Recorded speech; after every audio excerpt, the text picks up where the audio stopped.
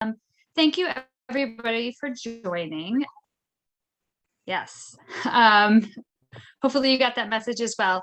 Actually, before I do anything else, I should note we are recording this session. And one of the main reasons why we're recording this session is that we do want to apologize for holding a meeting on a religious holiday. That was simply an oversight, largely on my part. I apologize.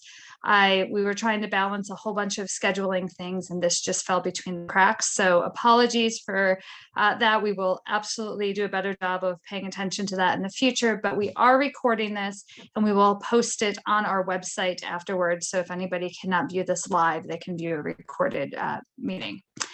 So with that, why don't we go ahead and get started? Welcome to the 2021-2022 school year. My name is Amanda Roberts. I am the new president of the Maryvale PTA. I was secretary last year and have been involved in the PTA in various other capacities for the years. I have two children, a third grader who is in Miss Lamberty's class in third grade. Obviously third grade, that's the English program. I also have a 4-year-old who will be at Maryvale another year from now. And we live in the Maryvale East Rockville neighborhood, have for about 11 years. And I'm very excited to be part of this.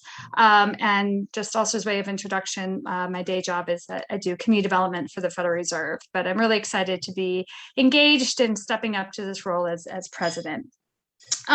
So for tonight's agenda, we are going to spend a fair amount of time listening to Ms. Prynn and Mr. Bowerman talk about the COVID safety protocols that are in place at the school right now, because we do know that that is really the top question we've been receiving, that they've been receiving, and ultimately that's most important on everybody's mind.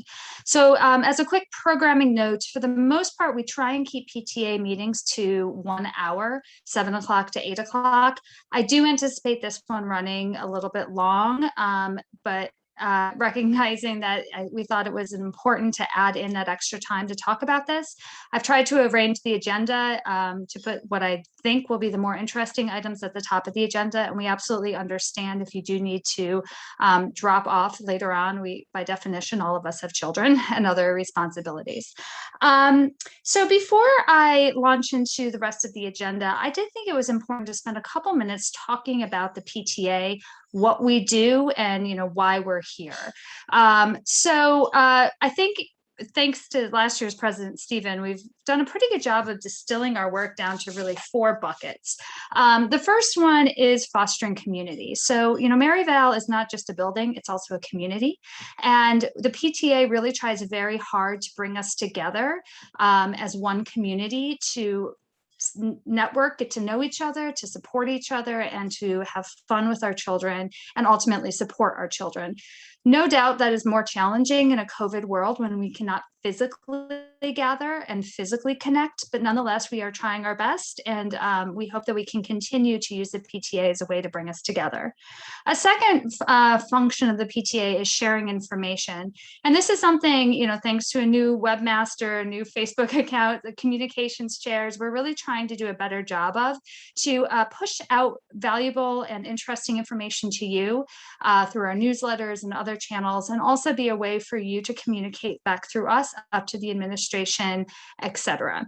The third bucket here is fundraising. So, it's sometimes not the most glamorous part, or maybe it is what we do, but it's really important to think about what it is the PTA supports. So some very tangible examples are, did you know that the PTA buys thousands of dollars of library books every year? So, that is what our money is going for. Did you know that every teacher can have a grant of $90 to buy supplies for their classroom that are not otherwise purchased from the school district? So these are the types of tangible things that we raise money for, among other things. Of course, certainly programming to the extent we have it in a non-COVID world. And it's really something that we are able to do and able to bring kind of our strength. And we have a great fundraising chair, Sandra, try and raise these funds to support our community.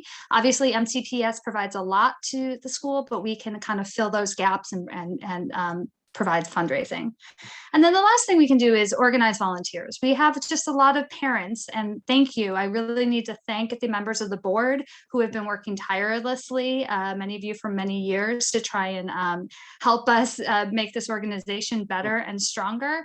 And this continues to be a strength as we think about the types of things that we can press. Some of it might be some advocacy, some of it might be actual service, but we can bring together volunteers. So that's sort of what the PTA is.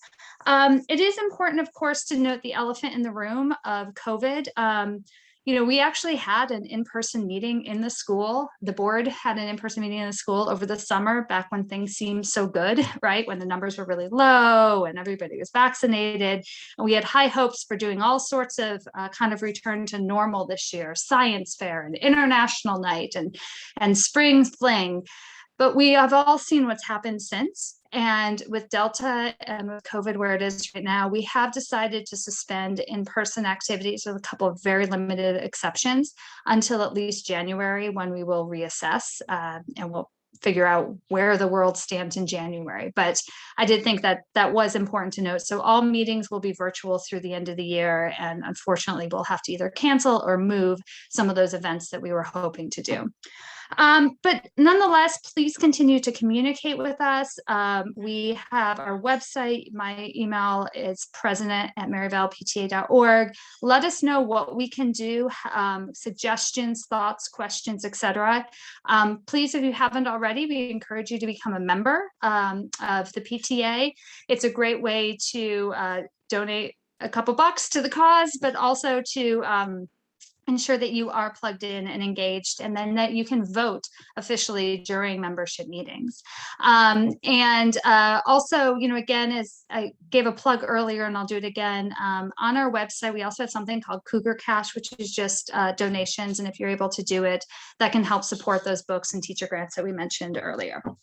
So with that's kind of a long-winded introduction, but again, thank you for joining. The first item on our agenda, before we turn it over to Principal Perrin and Vice Principal Bowerman, is going to be for Eric, our secretary, to do a brief approval of the minutes from our last board meeting. The board met over the summer, so that's why we have board meeting minutes to approve. But Eric, I'll pass it over to you.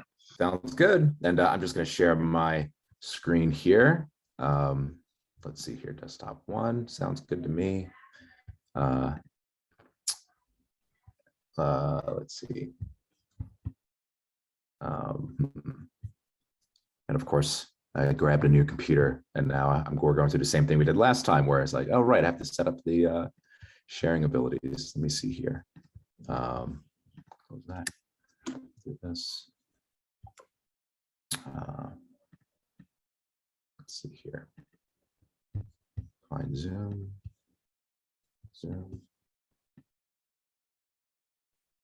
Okay, I may have to hop off one sec. I'll be right back. Okay. Apologies. This is the other thing about virtual worlds, but the time we spend on some of this hopefully is saved by not driving in your car to the school tonight. So we appreciate your patience.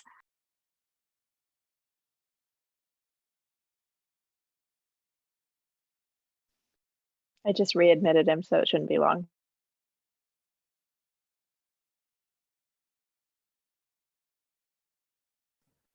Okay, that's better.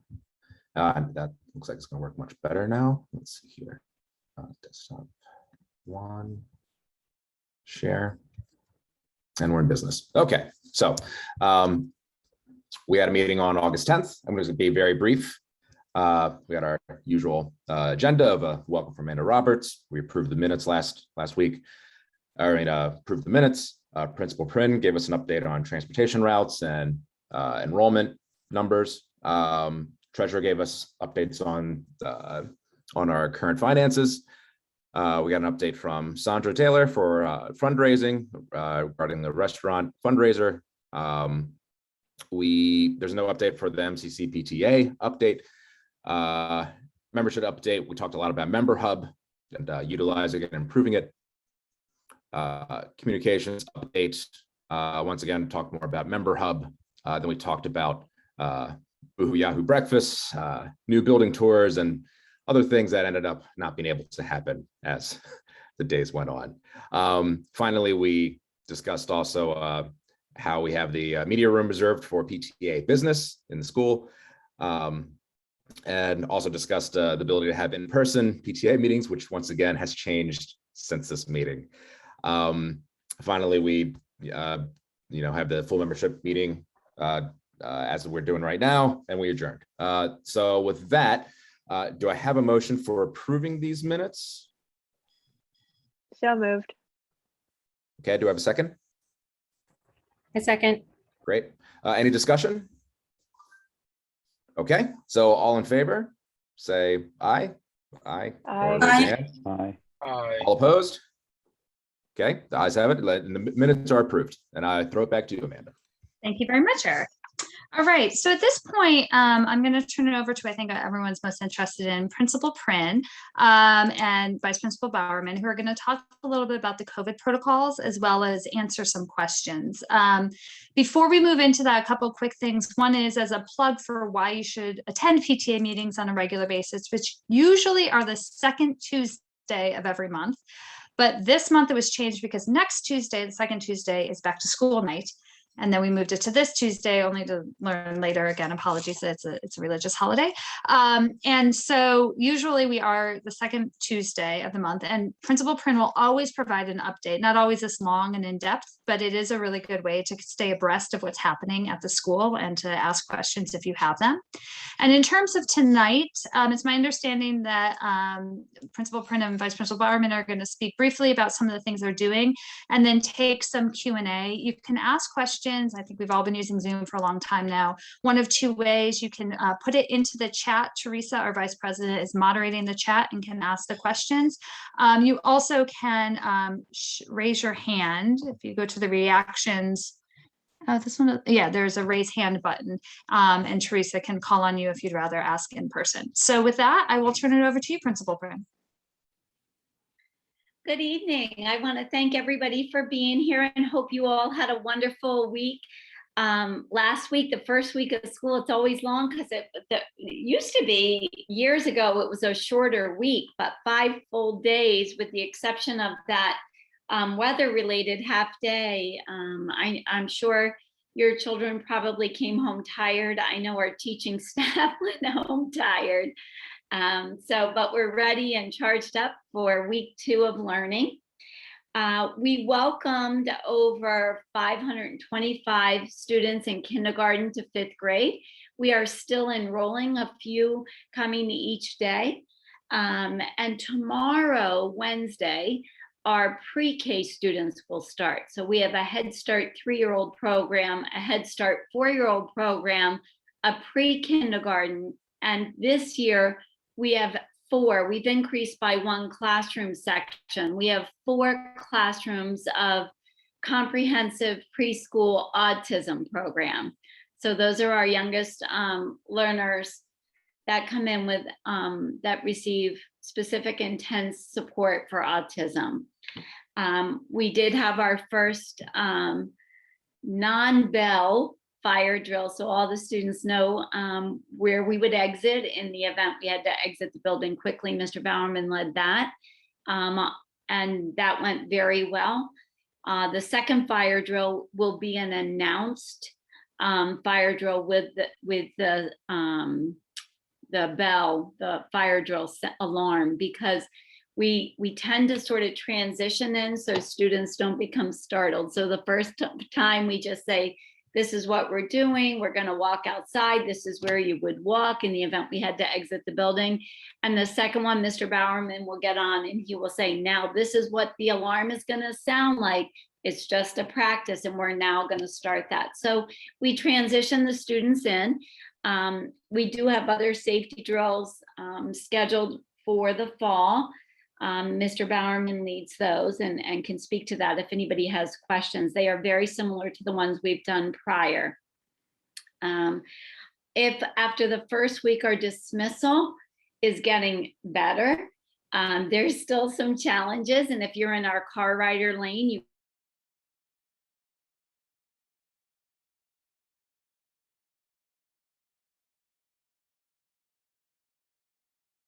probably still continue to arrive, later than their designated time. But I know transportation is working very closely to also modify and improve their schedules. They're short bus drivers. I'm sure you've been watching that on the news, but we've had pretty good luck outside of that first day.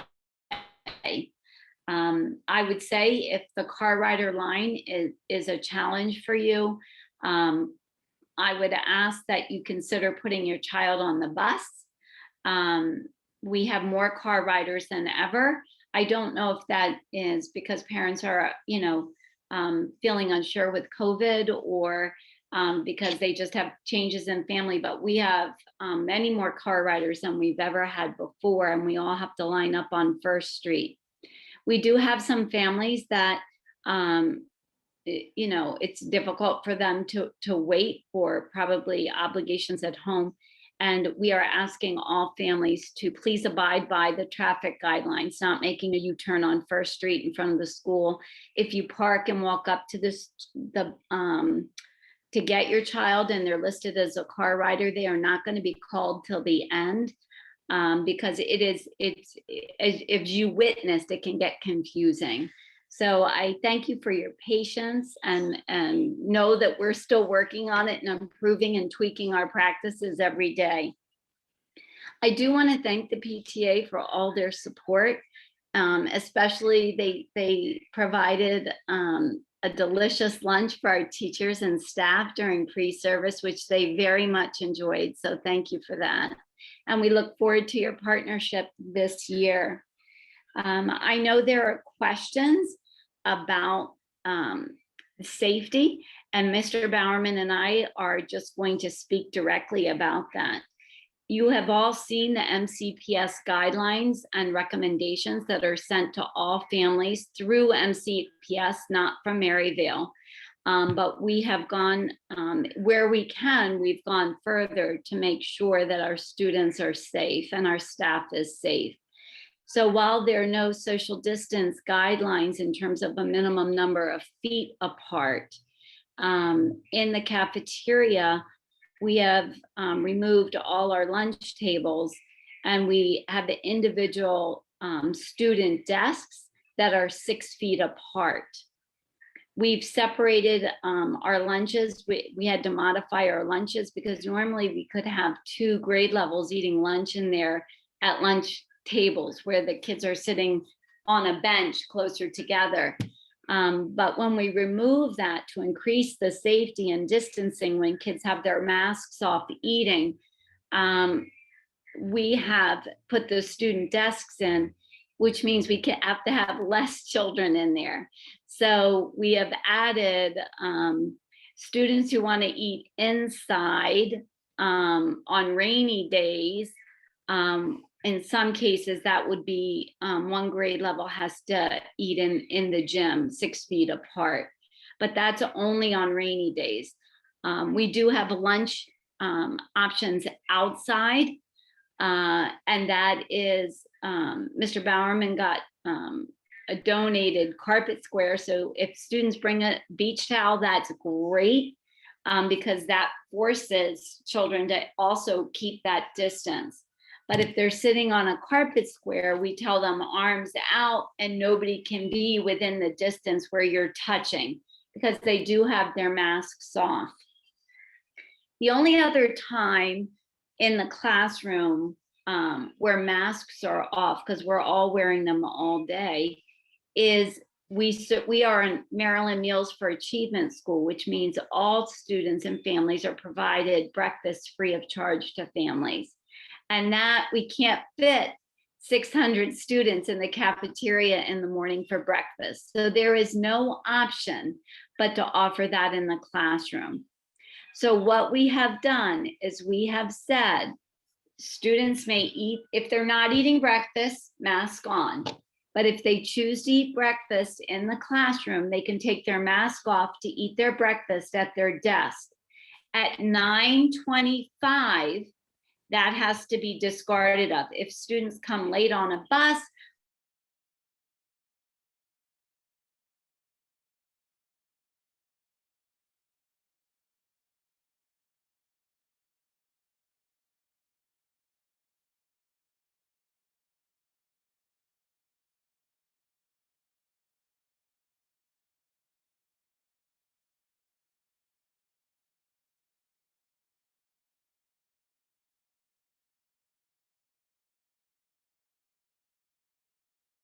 for the playground, when they're outside, masks can be removed while they're outside playing.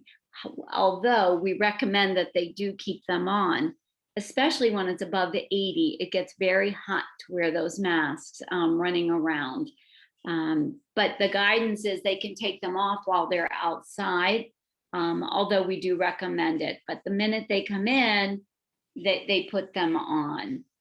That we also have hand sanitizing stations in each classroom. We have them at the doors. They're at the door of the gym, so that we remind students to wash their hands and to use hand sanitizer as often as they need to.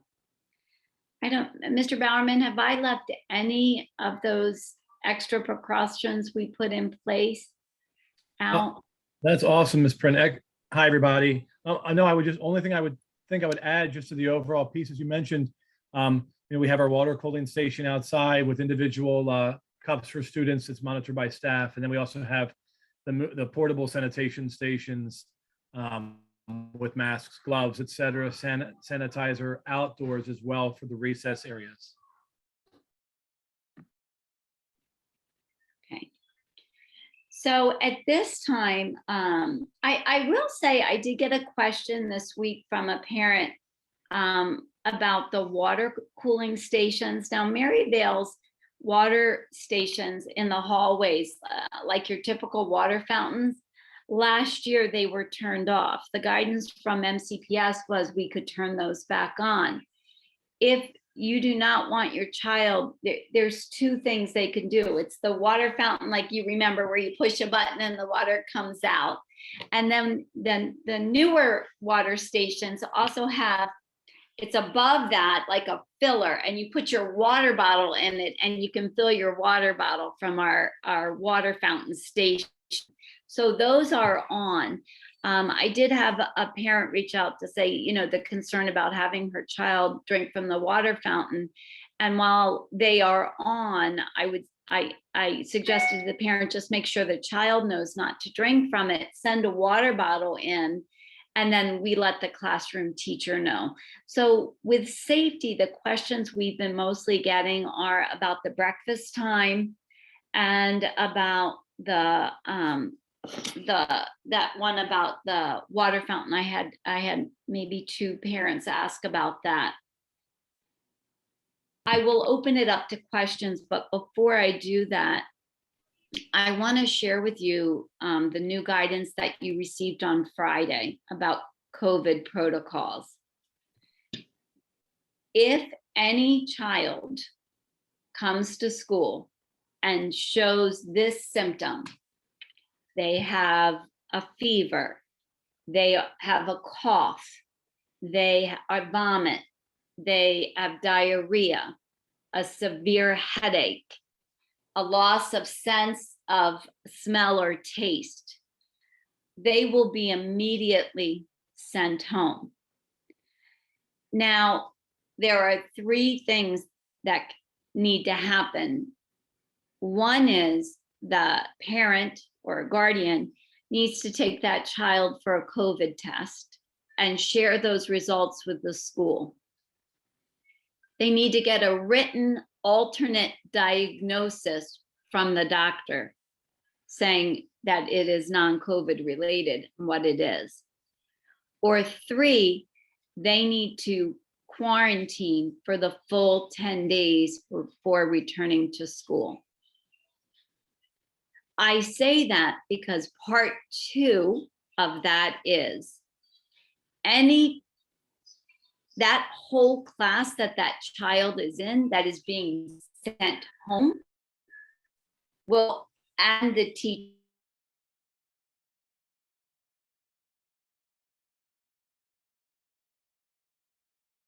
or an alternate diagnosis will also have to remain in quarantine. We are doing significant amount of work with contact tracing. So for instance, in the cafeteria, each desk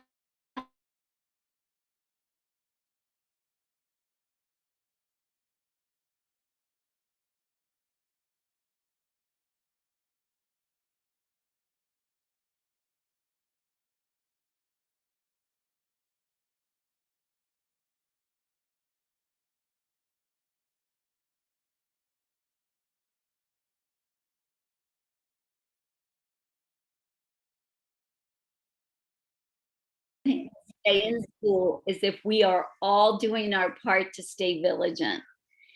If they're not feeling well, keep them home until you're sure that they're well enough to come to school. Because if they come and we send them home, it is a big domino effect that impacts a greater number of students and staff. So I ask again that you know, we had you know, if a child eats lunch, goes to recess, it's very hot, they don't feel well, and they vomit, that it's probably they ate too much and went out in the 90-degree weather. But if they get sick, they are going home, and we will need that negative test, an alternate diagnosis, or everybody quarantines for 10 days. So the county is trying to do its part to keep us all safe. And I ask if there's any questions about it, give us a call, give Mr. Bowerman a call, give me a call, give the office a call, give the school nurse a call, because we're all working together to make sure we can remain open and stay healthy. So at this time, Mr. Bowerman, do you have anything to add? I just ask again, because then we can open it up for questions. Yes, ma'am. I think the only other thing that the families might be interested just to know is with regards to how we triage those symptoms that you mentioned that are so important, our staff will call down with what we call a code Cougar. And that is just an anonymous way for staff to contact us and let Ms. Prin or myself know that we are going to come and get that student, or our health tech or our nurse is also going to move into transit to go and get that student. They're not traveling in the hall with another student. They're not brought down with another student. They are not traveling by themselves. We handle that to mitigate the contact tracing and try to keep, you know, all the areas of the school as safe as possible, including and primarily that student who may have possible, you know, COVID symptoms.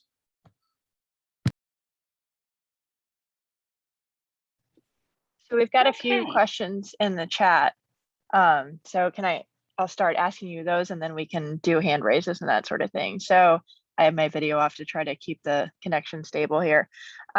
So one person asks, at what point can someone who has one of those symptoms that you mentioned at home return to school? Do they need to get a negative test, or do they just, you know, come back a couple days after they stop coughing or whatever the symptom is? I can answer that. So if you notice your child isn't feeling well, I mean, honestly, they have a cough that could be common cold. It could be allergies, because we're headed into the fall with allergies. I myself get an allergy every year in the fall. I have a dry hack cough that lasts about 2 weeks. It's so annoying.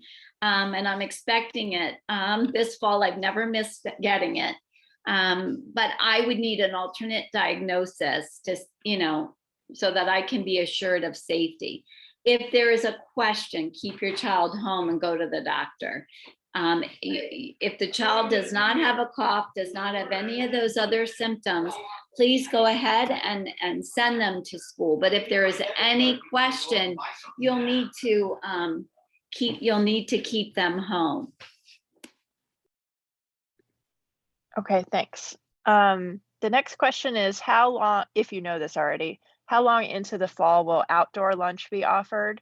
And if parents are comfortable with their child bundling up to keep eating outside, will that still be an option?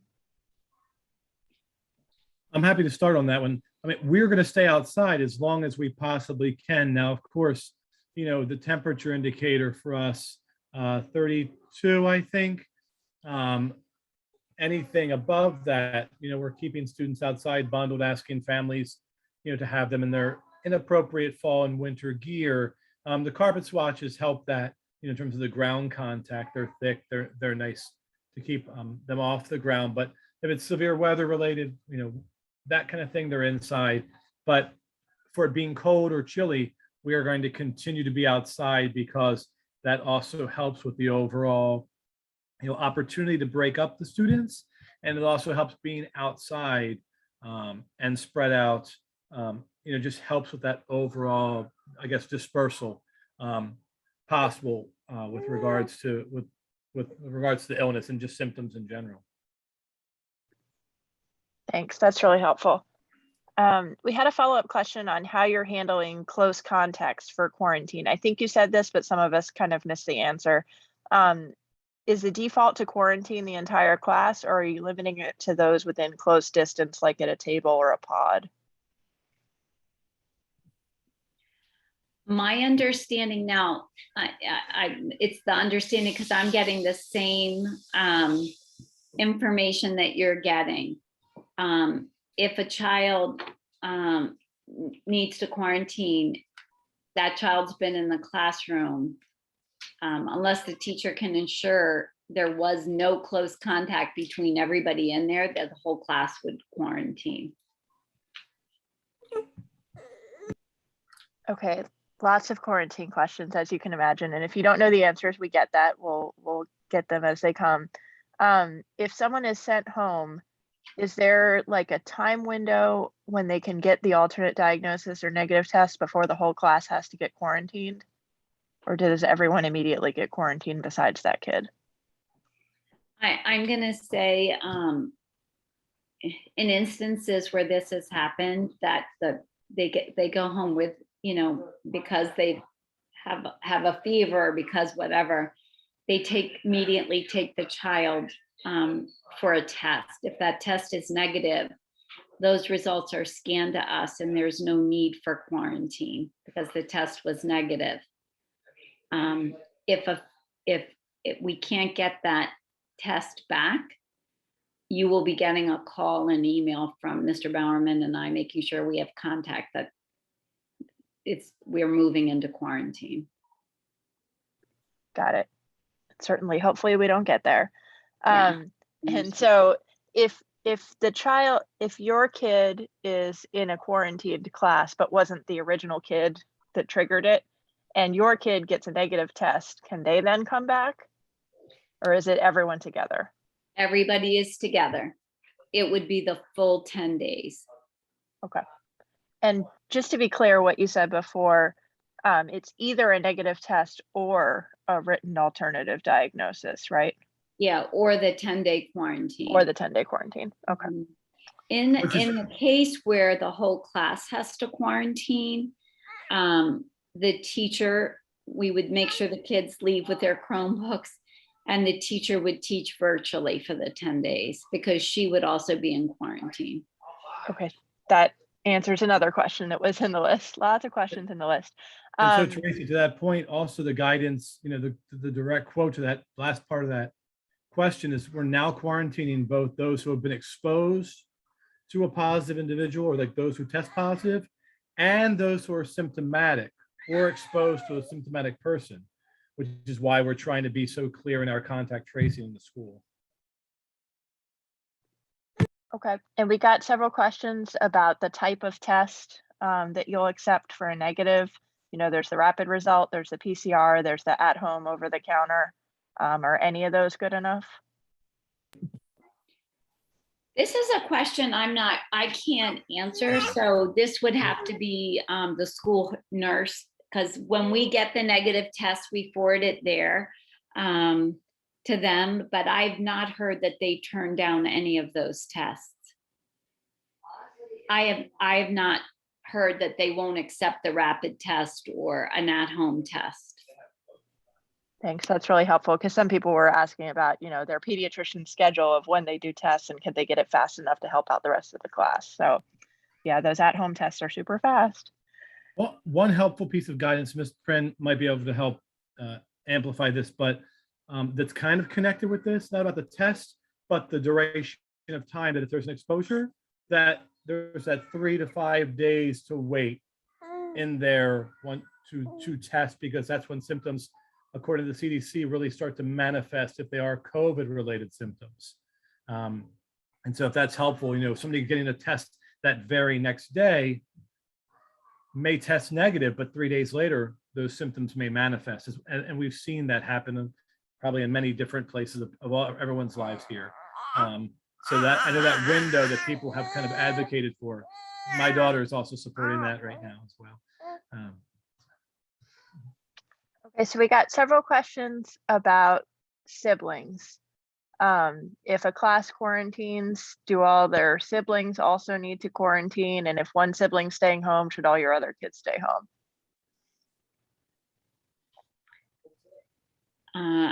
I believe that that is the case. I can follow up and send that information out, but I do believe that is the case.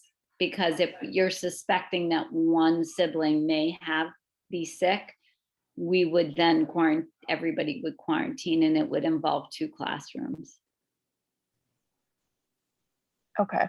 And I think you you may want to track that down, because I know there's different rules for symptomatic people who you're in contact with versus sort of second tier Right.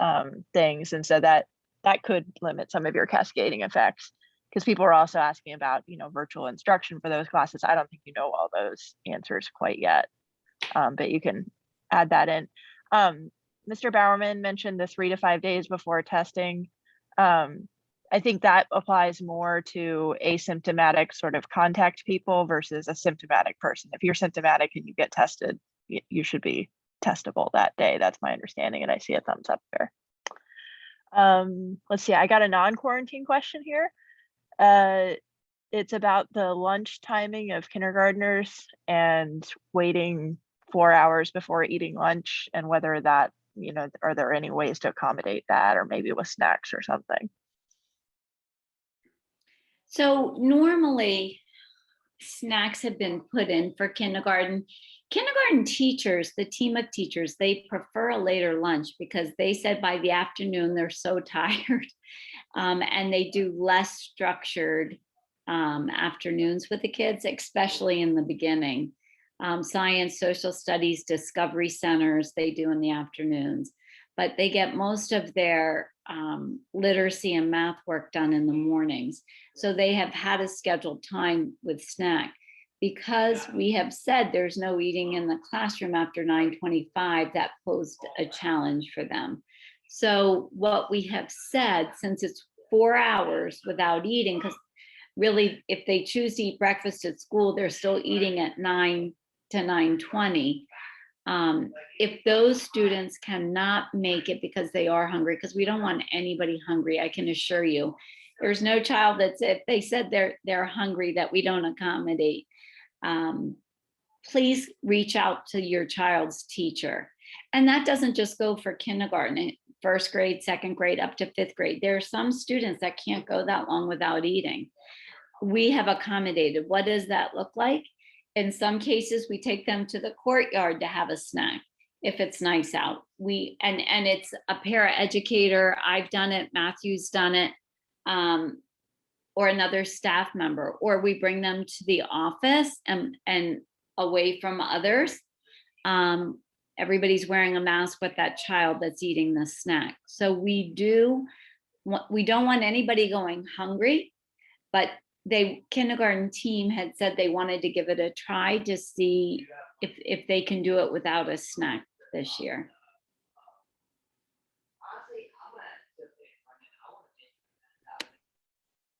Okay, I'm just trying to condense some of these questions together. Okay, but there were a couple questions, and maybe as you provide something in writing later about kind of the contact of contact situations, there were a couple questions about carpools and how that's affected, which I think would be the same answer for school buses. So if you could tie that in later. And then someone had a scenario, so just to check all of our understanding about this. If my kid comes home with symptoms, we get him tested ASAP and his little brother stays home. If my kid is sent home because someone else has symptoms, we wait 3 to 5 days to test him. Does the little brother stay home that time too? I'm gonna have to get clarification on it. Okay. Fortunately, we haven't had this come up yet, so Okay. that's a good thing. I know many schools have. And The first thing we do when I have any, or Mr. Bowerman, there is a person, 2 people in the county that we call immediately or email. She's on our cell phones, and we call her at any time, Sunday evenings, Saturday, it doesn't matter. she'll pick up the phone and she guides the next steps because she works closely with MCPS and the Department of Health and Human Services. So I say that to know that whatever happens, you'll know because I'll communicate it with you. We haven't had it yet, but we do have somebody that guides that's her job. I say her because that's who it, I know her. She will guide each step, and she asks a series of questions to know how far spread it's going to have to go. That's great, thanks. And we recognize that many of these questions are really for the county and not for you. And so I would encourage that they can help everyone out by kind of providing some scenarios and infographics. So like, you know, if you're in this situation. And so one last question, then we want to move to the next section. Someone was wondering, kind of related to the lunch question, what is the approximate time that a kid actually has to eat within the 35-minute lunch time? If there's like a line time, walking around, getting outside to eat, it feels like 10 or 15 minutes. Is that kind of what you're seeing every day? I'll be honest with you, the just as phenomenal as all the children, you know, K to 5 have been with their mask wearing, their work in and around the cafeteria so far in terms of that just general operating procedure has allowed them easily to be out there, honestly, more time than they need. They're out there for 28 to 30 or more minutes. They're almost there for their full lunch. We have it set up in such a way that they're moving through the line very quickly. They're ushered and escorted right outside. As soon as they come in, those who have their lunch bags and want the picnic, they go right to their spot. Those who have their assigned seats or want to be inside, go right to their spot. Our staff are inside and outside. We have about, right now, about 5 people, including Ms. Prin and myself, moving students back and forth.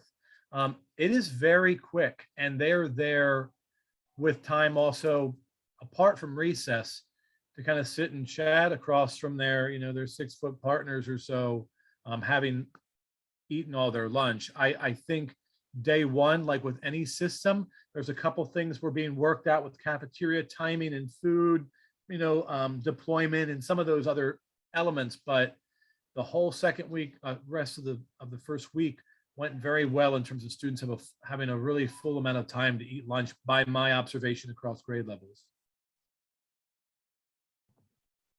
All right. Well, thank you so much, Ms. Prin, Mr. Bowerman, and Teresa, our moderator. And thank you, everybody, all the parents, for asking your questions. And, again, I just said thank you for talking, but really, Principal Prin and Vice Principal Bowerman, thank you for all that you're doing to try and make this all work and to keep our children safe, because we know it is hard, it is unprecedented, it is really just every corner is difficult. And also all of us parents, we are the parents of unvaccinated children, all of us, and that creates all sorts of worries and concerns. And I have 2 kids as well, and that nightmare scenario, both kids being home for 10 days of quarantine, makes us all kind of shudder. But we do what we can, and I appreciate everybody's work on this. Before we move on, just one other issue that I know was not raised is around the opting in for testing, periodic testing. You should have all received correspondence from the county asking you to opt in to get your child randomly tested for COVID. Obviously, that is your personal decision, but we do want to flag that and note that that's a really powerful tool to keep our whole community safe. So if you have not already opted in, we encourage you to do so, because that is one way that we can try and find COVID, even if we may not know that it's there. All right, so again, I knew this meeting would go a little bit long. Just as a quick time check, we're going to spend a few minutes now. I rearranged the agenda to hear from you, the parents, to see if there's anything you wanted to tell us, the PTA, suggestions, thoughts, questions, etc. We then are going to move immediately after that into the treasurer's report, because one of the most important things we need to do during this meeting is we need to vote on the budget.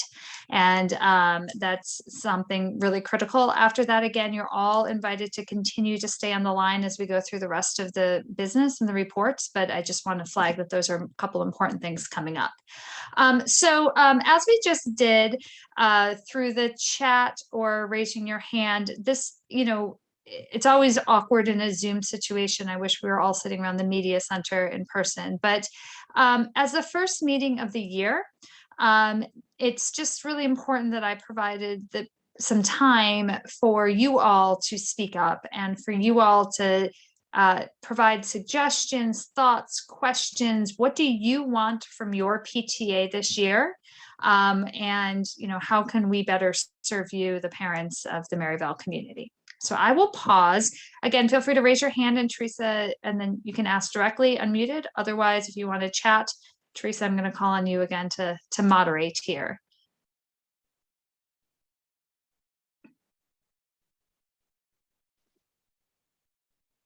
Don't all rush to your unmute at the same time. Mm-hmm.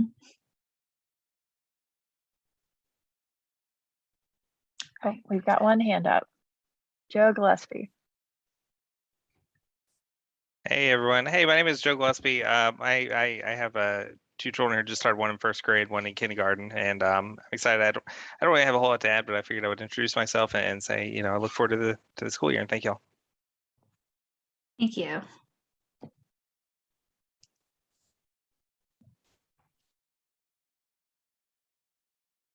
Right. So a different way to ask this question is, in a virtual world, as I said, we will continue to be virtual at least through the end of this year, likely a little bit longer.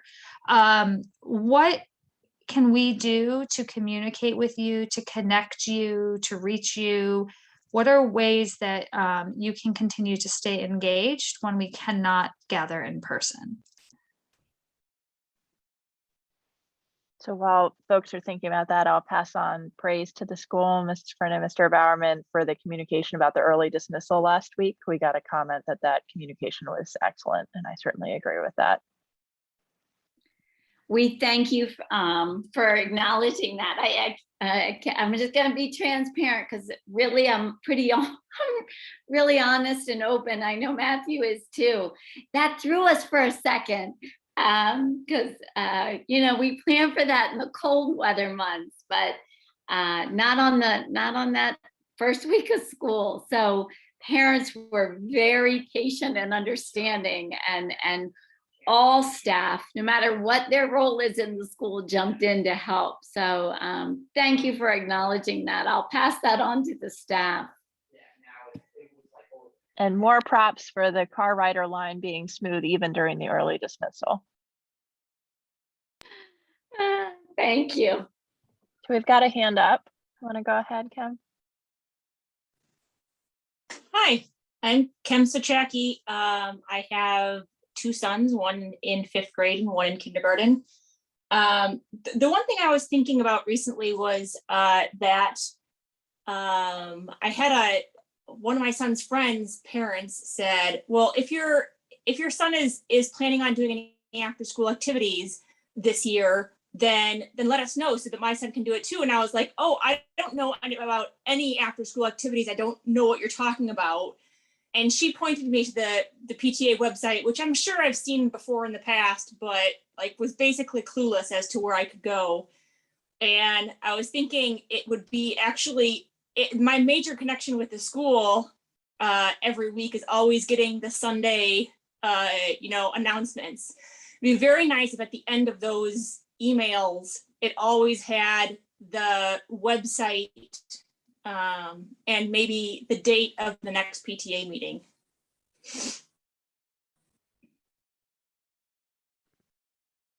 That's great feedback. Just because some of us need reminders. and yeah, a lot of reminders.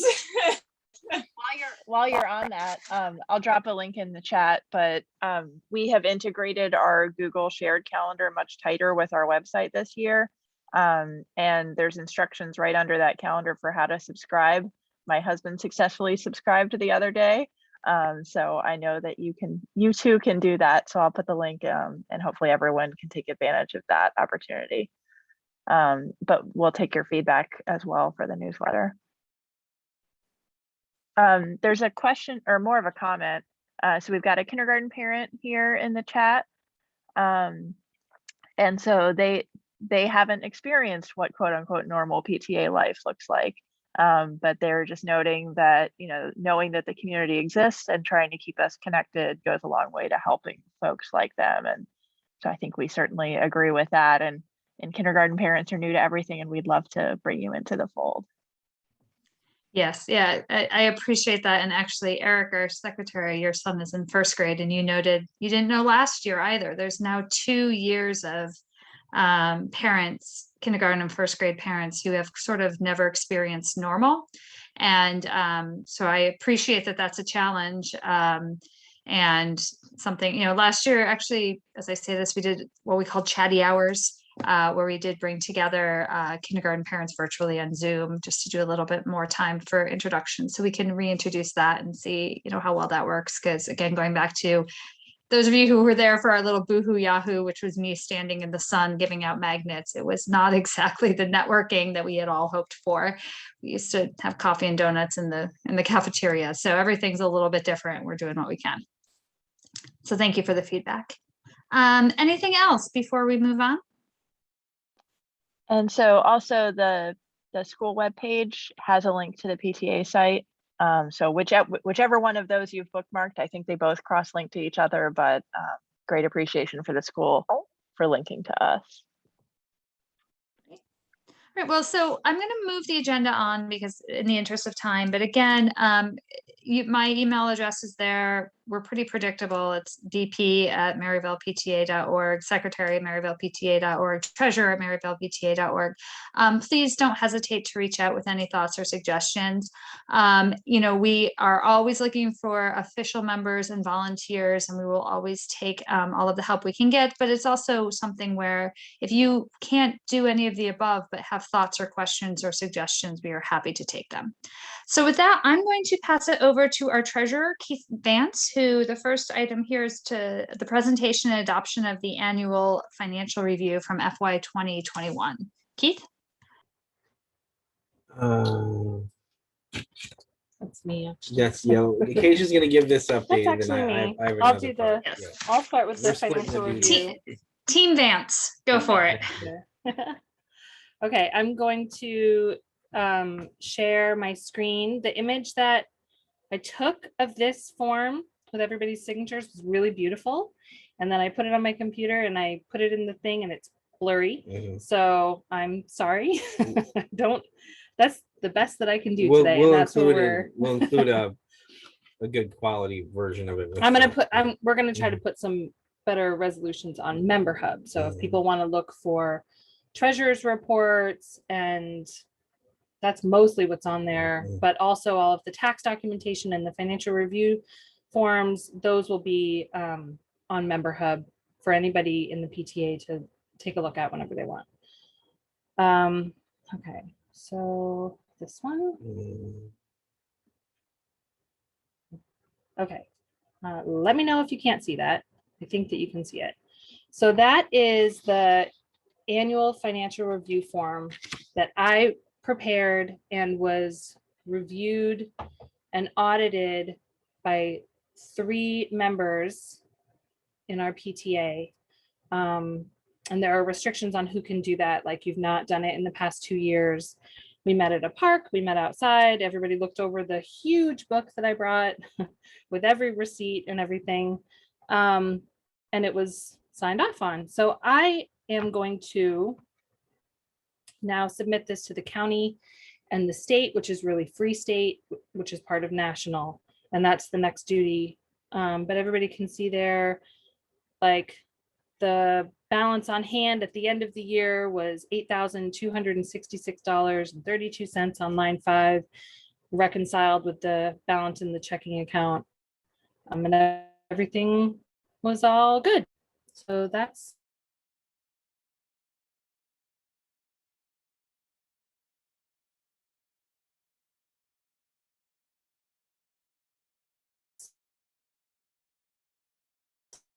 the financial review.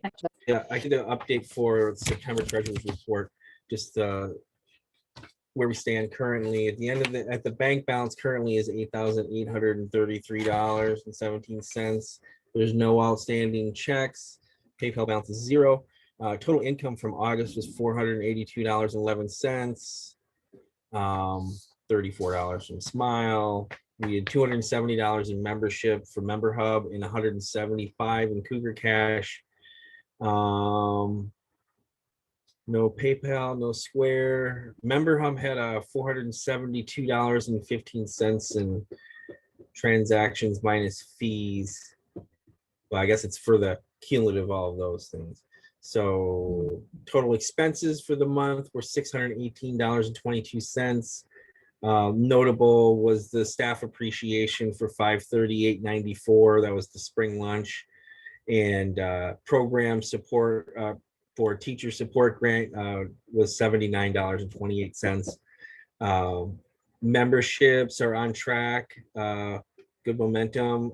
The financial review is ready to be turned in, as Keisha had said, and the budget for the year has been made and will be effective on October 1st, and we will then be able to process reimbursements that we've been holding. Our first membership payment will go out this month. Okay, and so now moving on to the budget. So we've been operating on a summer budget that we approved in June for our operating expenses until the first general membership meeting.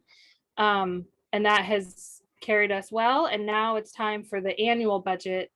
Now we have agreed as a board to revisit this budget in January because it's just pretty challenging to know what's going to happen. And so this is kind of our best guess, and we're going to sit down and revisit.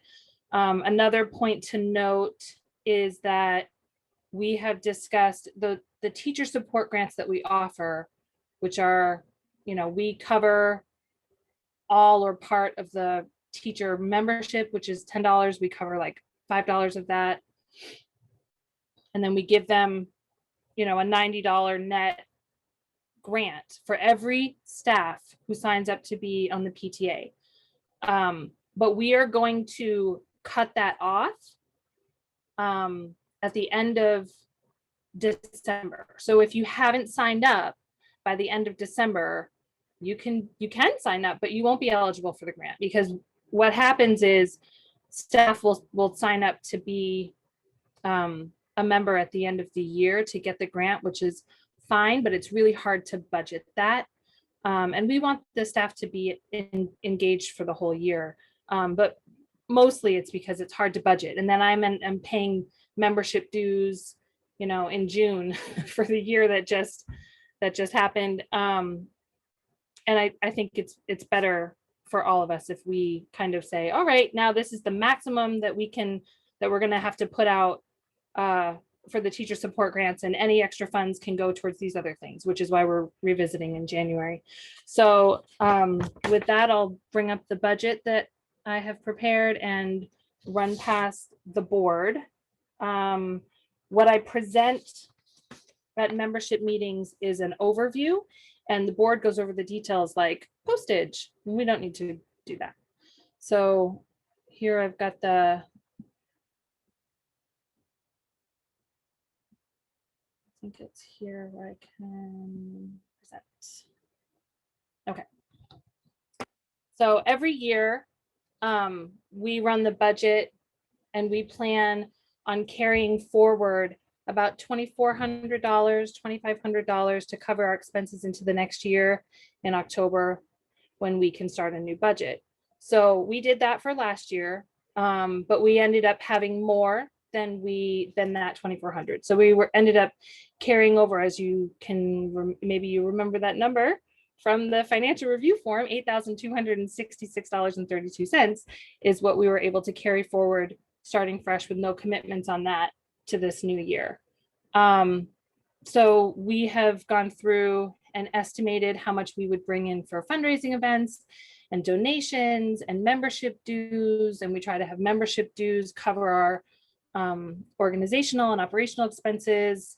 And then we go through, okay, we always, pay $4,000 for books, and we're going to pay this much in teacher support grants and make sure that, you know, we have enough to cover everybody, and, you know, staff lunches,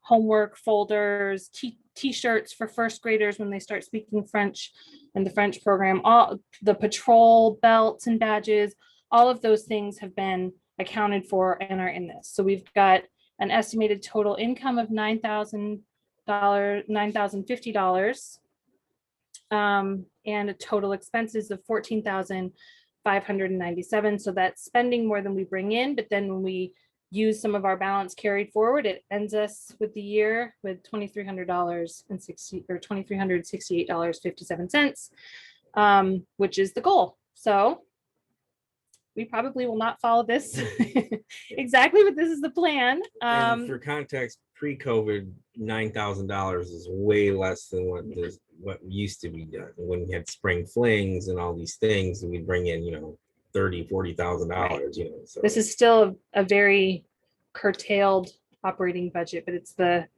best guess that we can make with the events that we're planning to hold, book fairs, online auctions.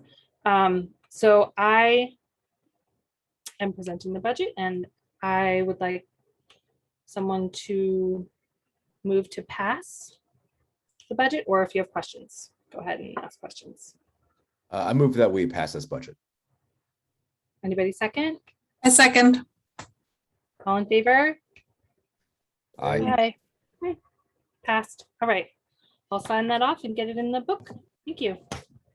Thank you very much. Mhm. A couple of things, just because this is the first meeting of the year, I felt like we might need to step back and do a little definitions check here. I feel, you know, I work for the government, so we always joke about acronyms. Well, I feel like sometimes with PTA land, if you're new, you don't know what we're talking about either. So one is the board. When we think about the PTA organization, of course, the membership is all of us. The executive committee is me, the president, Teresa Clark, the vice president, Eric Polakovich Carr. Polakovich Carr, the secretary, and then the team Vance, Keith Vance, as the treasurer. We are the four of us who are the executive committee. We also have a much larger board, and that is really, if you look down the agenda, it's all of these committee chairs. So that is the membership chair, and the webmaster, and the communications chair, and the advocacy chair. And I think there's about 20 of us, I should know that number off the top of my head, but I don't, who have stepped up fundraising, who have stepped up and said that, you know, they're going to attend more meetings and take on more responsibility. So first of all, I don't think I thank you all enough for all that you do for your various roles. But also when we talk about the board met, or the board decided, or the board did that, or this, that, or the other, that's who we're talking about.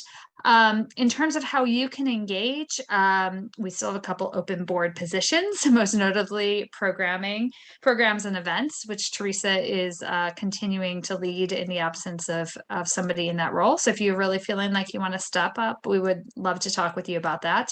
The other thing is all of these positions can have, you know, assistants or a sub chair or whatever title we decide to use. And if that's something like someday you think you would like to be more involved in membership, you could work with Natalie on membership and that type of thing. So that's just what we talk about when we talk about the board. And also our meetings are either membership meetings or board meetings, but always open to everybody. So again, talking about the second Tuesday of every month. And also membership meetings, we try and direct it more, certainly business, like approving a budget and content like what you just heard from Principal Prin, and things that might be more of interest to the general membership. And board meetings, just to warn you, can sometimes be a little bit more boring as we dig into the details of Acacia's budget and those types of things. So, oh, and the other term I wanted to define, I wrote down here, is member hub. So I think Teresa is begging for somebody to be the programming chair. It's a big hole. We're love a volunteer to help, and we can talk offline about the details of that. The other term that was thrown out was Member Hub. So Member Hub is an online platform that we use to manage a number of our different programs or entities. So our website is run off of Member Hub. So Erin, our webmaster, works within the Member Hub, program to do the website. Our memberships, Natalie, all of those come through Member Hub. As we sell our spirit gear, t-shirts, magnets, those types of things, all of that is managed through Member Hub. And it's also a place where, as Acacia noted, we can put things like the details of a treasurer's report. It is a username and password, but once you have it, you can log in.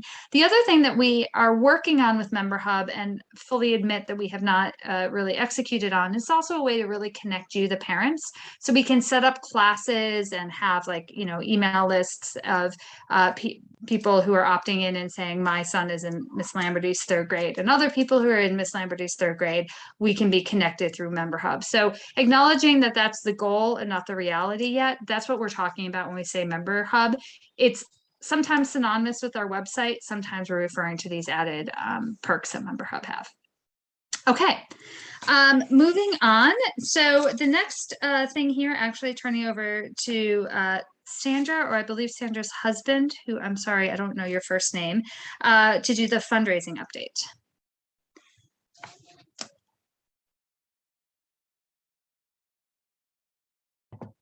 Okay. So Sandra noted she couldn't be on, and just a couple quick things. She did note earlier, we have a couple restaurant nights coming up. They're on our website. Oh, Teresa, help me. I think it's October 5th at Silver Diner and October 13th at Villa Maya. Villa Maya. So restaurant nights used to be a time when we would all go and eat together and your kids would see their friends, and that was great. You can still do that eating outdoors if you feel comfortable, or certainly you could do takeout, and a percentage of the profits from that night are donated back to the PTA. I know she's also working on the book fair to see if that's going to be virtual or in person and what that might look like, as well as, Cougar cash drives to get some more donations. Rachel, I don't know if you're still on, if there's any updates that you know of.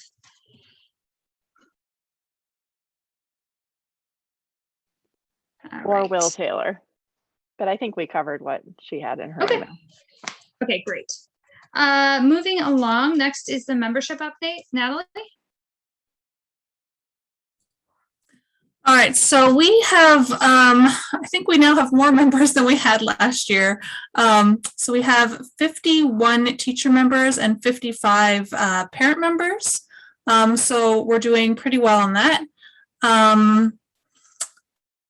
There's the classroom or grade level hubs on Member Hub are set up, and as people have been giving information when they sign up for membership about what grade levels their kids are in, I've been adding them to the grade level hubs. I'm a little bit behind on that, but just to make it a little bit easier so that there's not as many things to have to sign up for. And I think that's it for membership.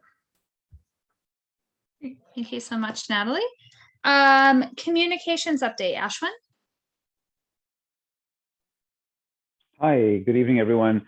I just wanted to add on to what was said earlier, just in terms of how we're transitioning. We're in the process of having transitioned from the old platform for our newsletters to now using Member Hub as the source of newsletters. So anyone who signs up in Member Hub and is within our system in Member Hub should be then also receiving the newsletter that used to come out. So if you didn't get one, I had sent one out this past Friday, the 3rd, and then I had sent a correction newsletter out just yesterday with a couple of small corrections to the Friday newsletter. If you did not receive that, then please email me at communications@maryvalepta.org so that I can look into why you didn't and why you weren't on that list, even though you may be a member. So just again, if you know of others that used to get the newsletter or see that as the main vehicle for connection with the school community, either have them get in touch with me or share their email, and we'll make sure that that happens.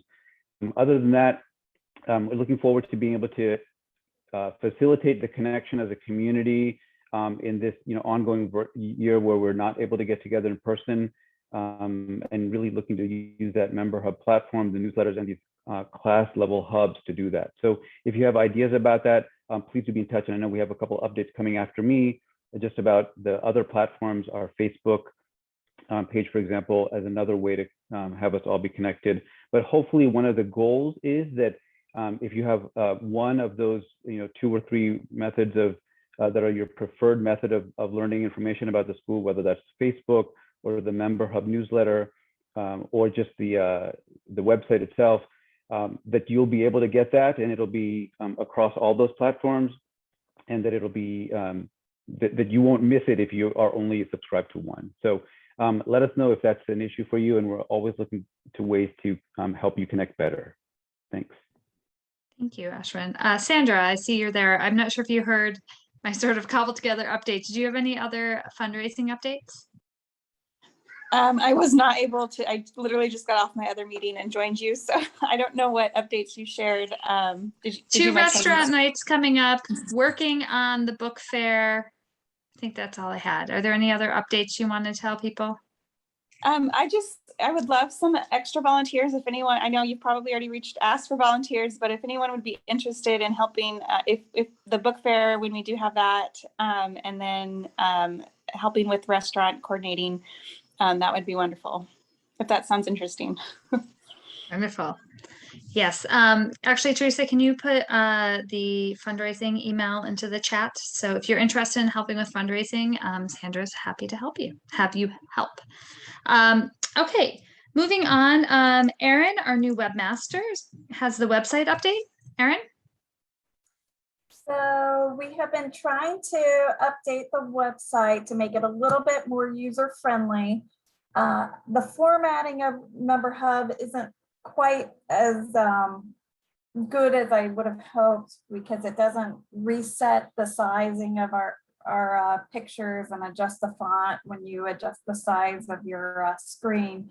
So just take note that there's some limitations in what is available with this site, but we're trying to add a lot more information and keep it as user-friendly as possible. So if there are any suggestions, I will take it and run with it, and hopefully be able to add to our site to improve it and make it more friendly for all our parents and families and teachers out there. So thank you. And I do want to have a special thanks to Ashwin, Teresa, Erin, and Patty, who kind of collectively are team communications. And I think we've made a lot of progress just in a pretty short period of time to try and make our communications better, more user-friendly, and more responsive. So thank you. Okay, so since we don't have a programs and events chair yet, hint, hint, Teresa, I'm going to send it back to you for a quick update there. Hey everyone. So the main thing that we've done so far in the programs area is put out information on some after school programs that have reached out to the PTA to coordinate space and timing. We don't sponsor these programs, but we do offer information about them to the school. I'll drop the link in the chat. There's basically something every day starting in late September, early October. And that ranges from like science and engineering programming to language, French for folks who aren't already in the French immersion program, and a couple of art offerings. So those are right at school. We're still kind of feeling out the details of how kids get like walked over to that classroom, but it'll all work out just fine. And so that's all things that you choose to do. If you'd like your child to do that, you sign up directly with the program, but the PTA just shares that information for your convenience. And then as far as big ol' events that the PTA sponsors, we'll get back to you on that. But we would love to have a person to coordinate all that as things get deeper into the year. One upcoming event we have is on Saturday. Ms. Prinn and Mr. Bowerman are going to give small group tours of the new building. So most of you, I'm sure, have not been inside. It is beautiful. I mean, the new building is just, it's got everything you would want. We had wanted to have a big new building celebration, and of course, all of that got canned, but there are still some slots available.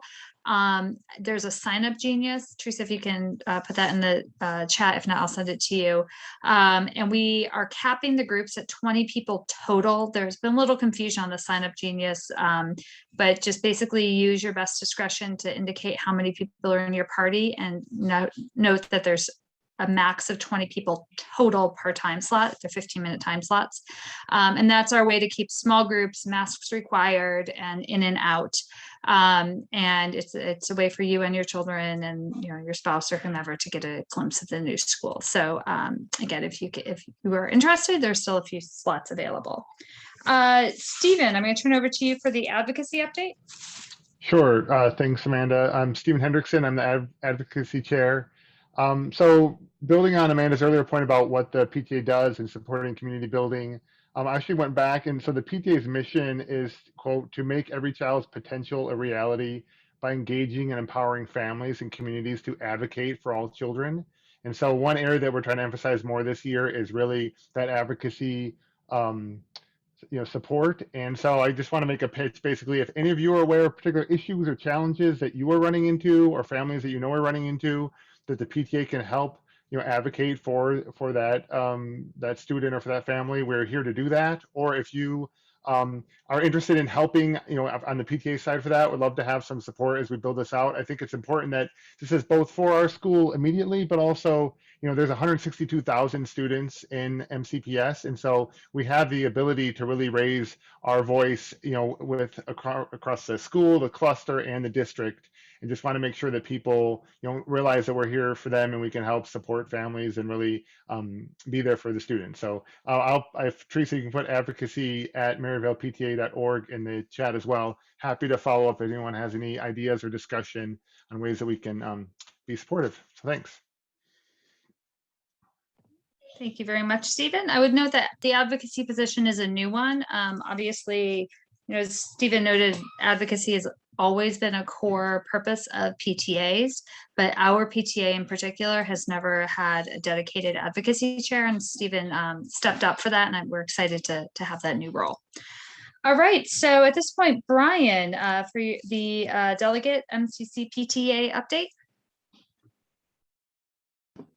Hi, good evening. I don't have an update because the first meeting is not until the end of September. So I will have an update the next one. All right, thank you very much. Look at this, we're even on time. Open forum, are there any other items, any business I have forgotten, anything anybody wants to say?